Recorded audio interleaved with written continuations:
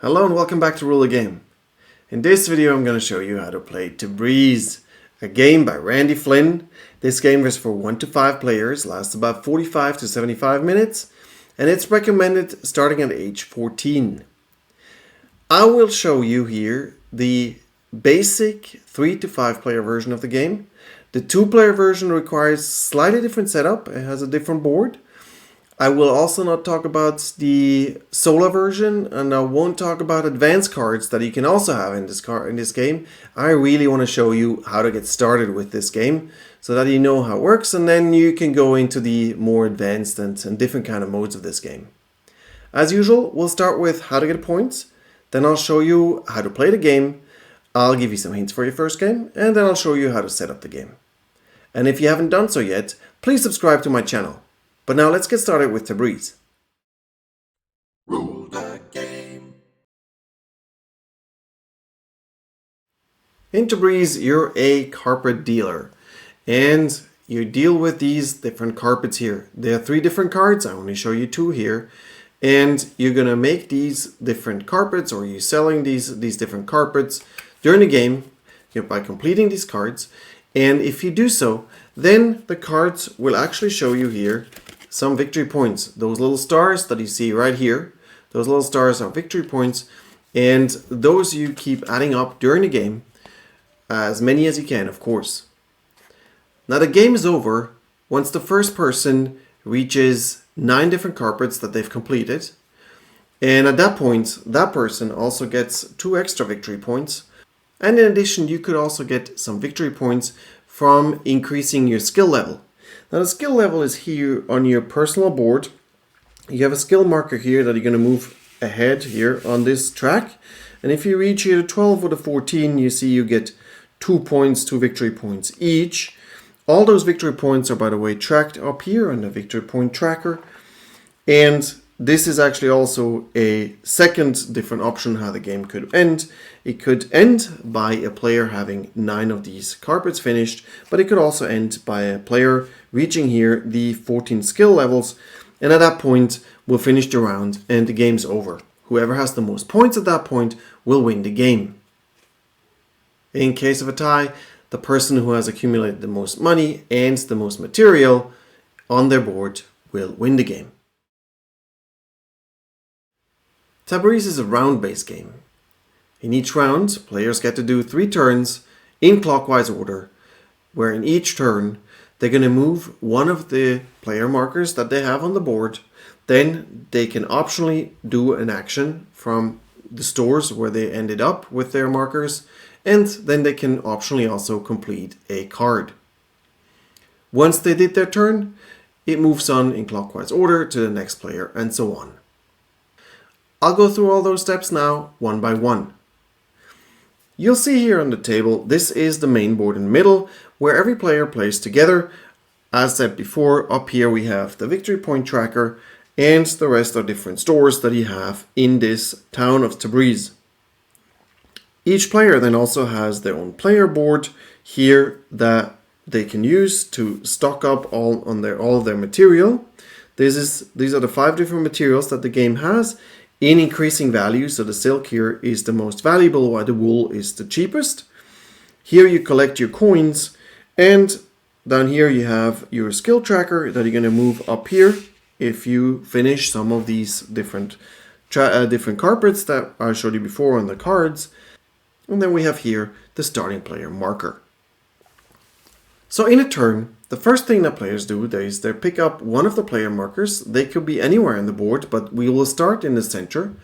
And they can move their player markers by up to 3 moves. Now you can only move the player markers along the little tracks on the board. You cannot really go over here and then move up here, because there are no tracks here. But you can move up to 3 spaces. So here I could move 1, 2, and then 3, for example.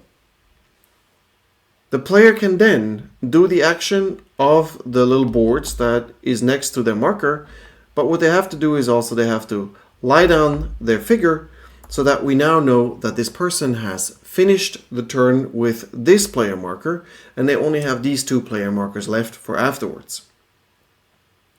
The rules for moving are that you have to move your player markers, at least one, and you cannot take them to a stall, to a store shop where another one of the player markers already is. And you can also not return to where you started. Now, having said that, any other player can end up at the same stall where you ended up before, but also for them, of course, it's the same rule that they can only have one figure that ends up there. There's one exception. The central market space here, you can always have several players there, several of your player markers there. You can also leave them there. You don't actually have to move away from there. And you can move back to the central space from anywhere, even if it's more than 3 steps. Actually, it turns out this one is also 3 steps. From here, for example, this would be 1, 2, 3, 4. But it doesn't matter. If you go back to the central marketplace, you can always do this from wherever you want to go and end up here. Next, the player can decide to do the action of the field where they ended up. And I will get to all these different actions at the end of the explanation because they're all slightly different, and then we can go through those later. Once they're done with this, players should have still some cards in their hand, and if they do, they could try to finish a card. And if they want to do this, they would have to pay whatever it says up here on top. So they would have to pay here 2 green ones and 1 red and 1 silk for this one. And you see, this is where I usually have my resources. And so if I had my resources here, then I will pay all these resources for that card. I will put it back in the supply. And then what I will get right away is the rewards that it says here. So you'll get 5 coins. You'll get a yellow piece that you're going to put right here in your warehouse. And you're going to get 3 victory points, which means you're going to move the victory tracker by 3. You're going to then move the card underneath your personal board. And I'll move it a little bit here to show you how that works. What you will do is that you're actually going to move your card down below here so that you only see the very bottom of it, because you're going to need this at the end of each round. It will give you an additional ability. Now this is already what happens in a turn. And once you're done with the turn, the next player is going to do a turn, and so on, until everybody only has these markers lying flat somewhere. And that will be the end of a round. Now at this point, at the end of the round, we would check again if somebody has actually reached the end of the game goal. And that would be having a skill marker here and on a 14. Or somebody having 9 cards, different cards, it doesn't matter which color, under their board, completed already. If that's the case, then again, the person who had done this will get this star here. The first person to have reached either the 14 or the 9 cards will get the 2 victory points. All the other players get to finish the round too, and then we'll actually count the points. If nobody has reached a goal, then we go into the next round, which we start with a workshop phase. Now in the workshop phase, we always do the same steps to kind of clean up the board. First thing that we do is we restock these tiles here, because some people might have actually gotten some of these resources and there's nothing left. What we do is we add however many resources that it says over here with the hands. We add them to the different boards. So in this case up here for the yellow, we would add here 1, 2, because that's what it says up here. And we would always add them from the left. So from the left to the right is how we fill them. From the right to the left, as you can see here, from the right to the left, you would empty them.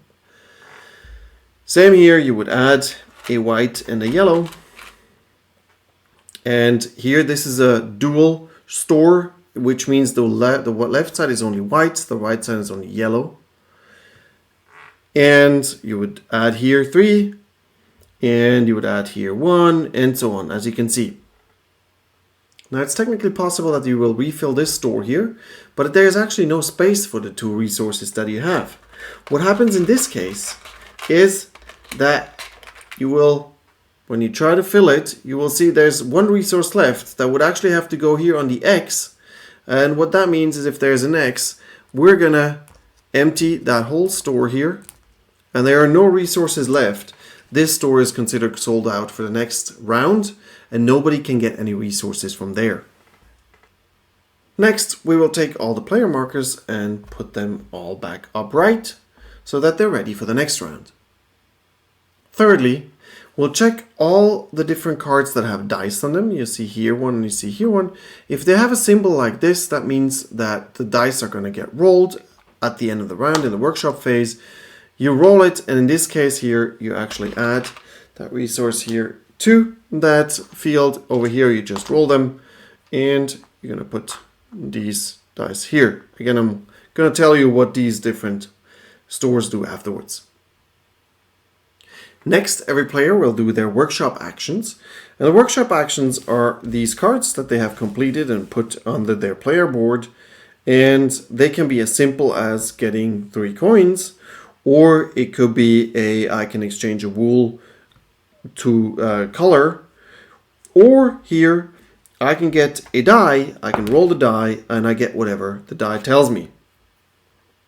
Now, please note that in the exchange action that you have down here, it also tells you how many times you can do it, and usually it's just once that you can do that exchange action. Unless, of course, you have another card that tells you to do exactly the same action again. Most of the symbols down on these cards, and even here on what you get here, are very straightforward, but if you're unsure about it, you can always look into the instruction manual where it explains all of these cards again for you. Now, as you might have noticed, for some reason I ended up with the Spanish version of this game, and I don't actually speak any Spanish, I don't understand much Spanish, but it's not so difficult because there's not that much language on the different cards. Most of the words that you'll find on the cards is just an explanation of what you're supposed to do. So if you have the instruction manual in English, you're also going to figure out how this game works. And the last thing you do is that you take the starting marker, you'll hand that over to the next player in clockwise order. That person will then start the next round. Everybody does their 3 turns again. We're going to check if somebody has reached the end game condition, and if not, we're going to do another workshop phase, and so on, until the game is actually over. And that's basically how the game is played. But before we can really get started, I probably have to explain to you all the different cards that we have here on the board. Again, the cards that I have put on the board are the beginner's cards. They are more complicated cards. For those, you'll find the explanation also in the instruction manual. All those more complicated cards are just on the back side of the different cards, so you just flip them around and then you can use them with the more advanced version. We will start with the Maidan, the central marketplace. In case you're going to move your figure here, you have 2 options. Either you'll take 4 cards from a deck that you're allowed to actually use, and those decks you start with brown. Brown's always allowed. For red, you're actually going to have to move your skill marker here to red, or you're going to have to move it here to blue to get also the blue colors. You can always take from whichever deck, however many cards that you want. You can take a mixture from them, but only from a deck that you have actually enabled. So if you've gotten here to the red one, then you can take maybe 3 red and 1 brown, or you can do still 4 of those or 4 of these as you wish. How we get to the skill markers and what the skill markers mean, I will get to that later. The important thing here is, though, that while you take 4 cards, you will only keep 1. So 3 of them are going to get discarded, and should you ever run out of cards here, you can always reshuffle the discarded cards and build a new pile.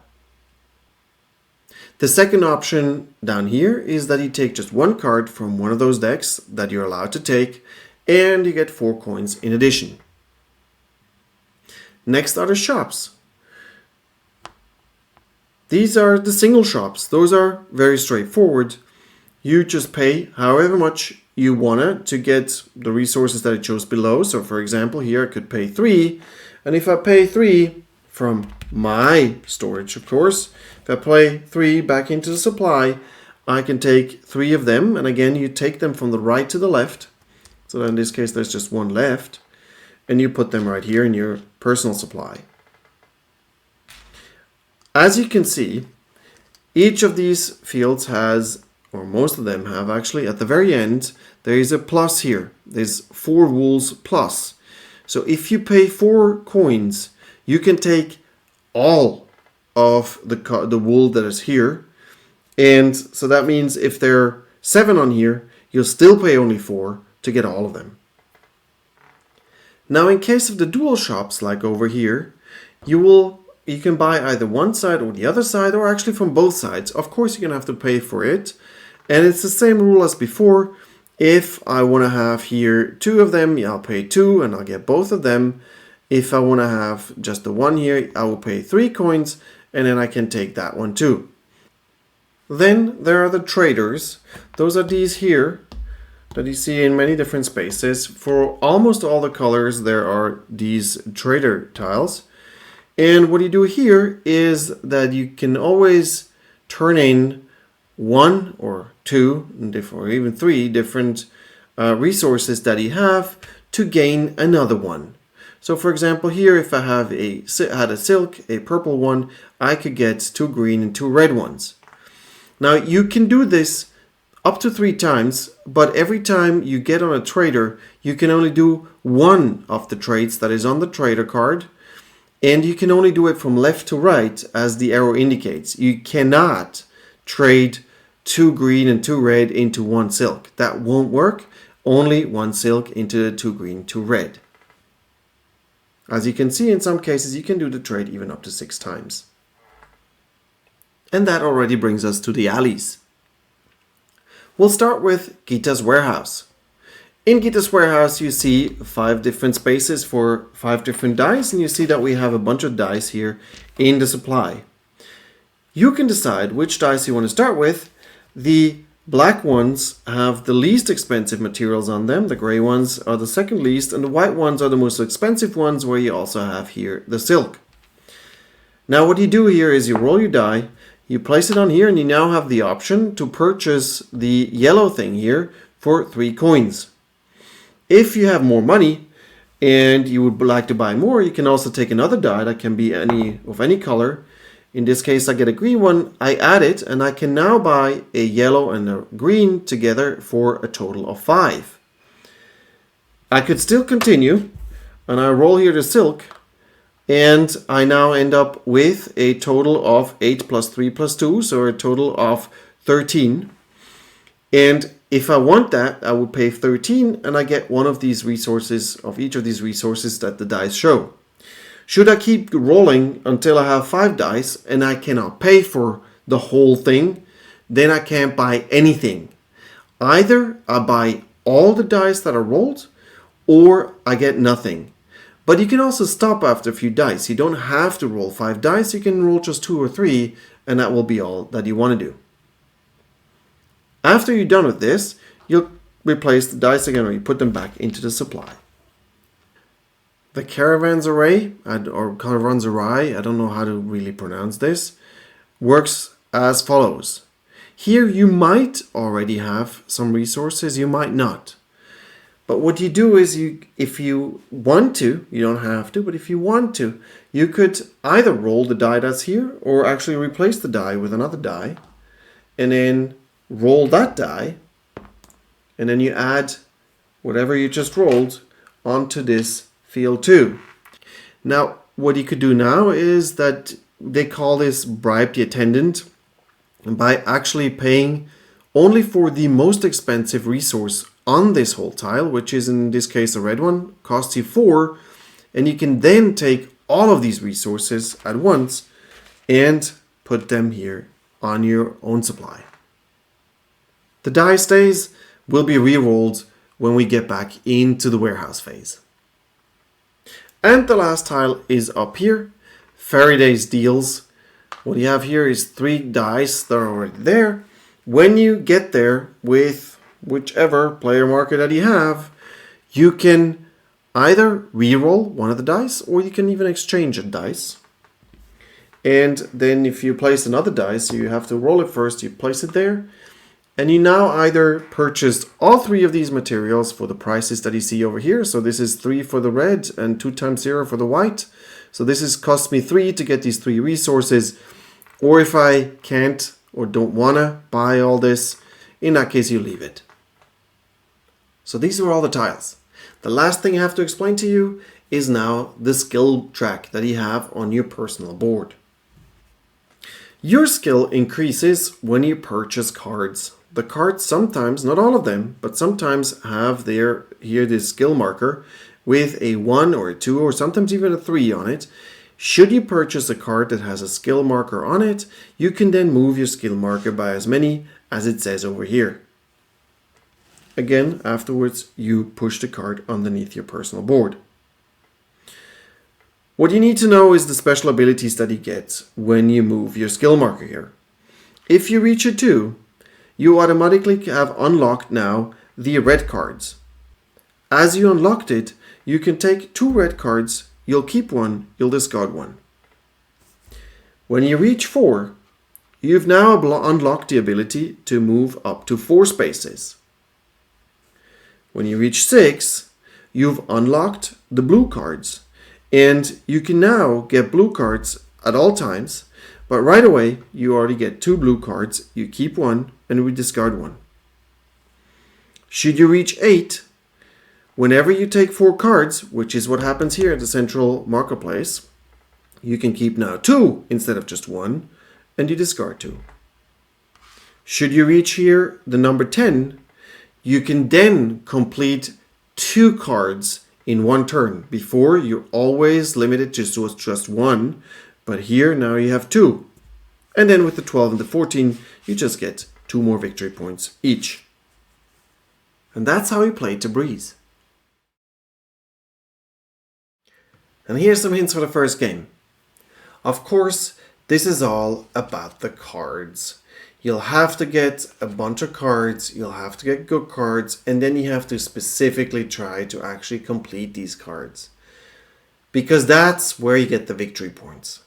But not only this, if you start completing cards rather quickly, they usually give you a reward of money, and you can then use the money to buy more resources to complete another card. So you really should keep doing this and get victory points through really buying more and more cards. Having said that, one of the big abilities that you should not forget about is that you should complete cards, especially in the beginning. You should complete cards that have skill markers on them.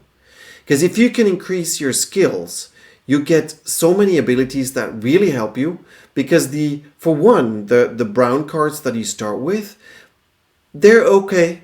They don't really have that many abilities. If you can move on to at least red, that really helps you. If you can even move on to moving 4 spaces, you can reach more of the different tiles and do more actions. And then if you can keep more cards, that of course helps you. So the abilities, the skills are very, very important to get.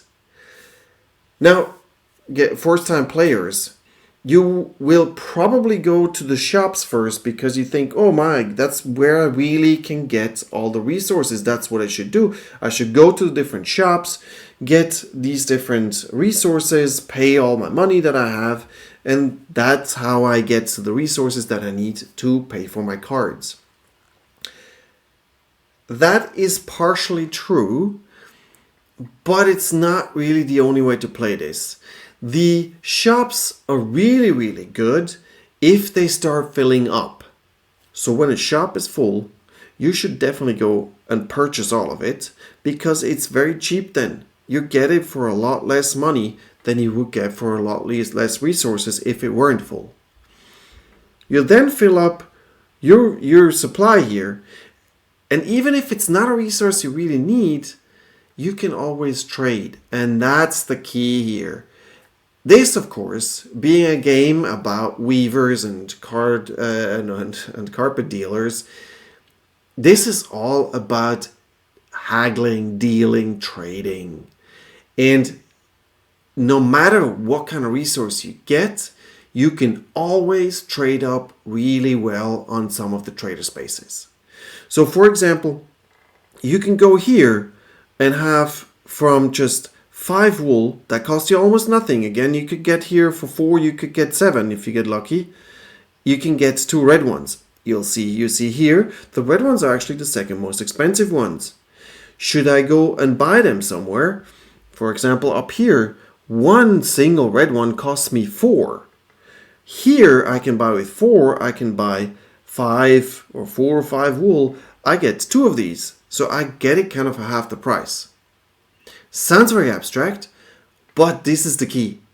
If you don't have all the money, you can't get to the money, do some up trades. It might take a little longer, but you still get a lot. And that's it.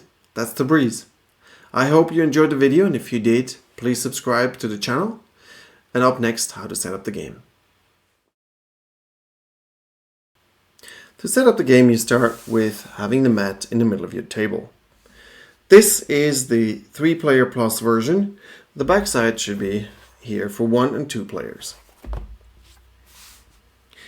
Next, we sort the different tiles here by the different shapes, and then we'll take always the version that has here these little circles on it. Those are the beginner's versions, while the back is always the more advanced version. We'll then place them in the fields that correspond to their shape, and we'll do that for all the different tiles that we have available. Then we'll place dice on all the different cards here, the tiles that have dice symbols on them, and you always take the dice of the color that it says on there, and you'll roll the dice first. So in this case, these 3 here will go right here, and then we have a gray one that goes up here. Up there, here on this one, the color runs away. You'll also place a resource of the color that you just rolled. Then you fill all the different shops with the resources that it shows below. So in this case, it shows you here these 3 red ones, and for 3 players and more, you will actually place this one also. For 2 players, it would just be the first and the second. Then every player gets their player board. They get 3 player markers that they're going to place here in the center at the central market space. And they have a victory point tracker that goes up here. And then they have their skill marker that goes here on the 0. The 2 victory points that the first player who finishes will get are going to go here somewhere. It doesn't really matter where. And you decide who gets the starting player marker. The cards get sorted in their color, and then they get all shuffled and placed here next to the board. Same with all the resources and the dice, and also the coins. Besides the starting player marker, the first player will also get 10 coins. Then the second will actually get 11. The third will get 10 coins and a wool, the white one. Then the fourth one will get 11 and a wool. And the fifth player will get 10 coins and a green one resource. And lastly, every player takes 4 cards here from the brown deck. They can have a look at them. They can decide which 2 they want to keep. They keep those 2 and they discard the other 2. And that's it. We're ready to get started.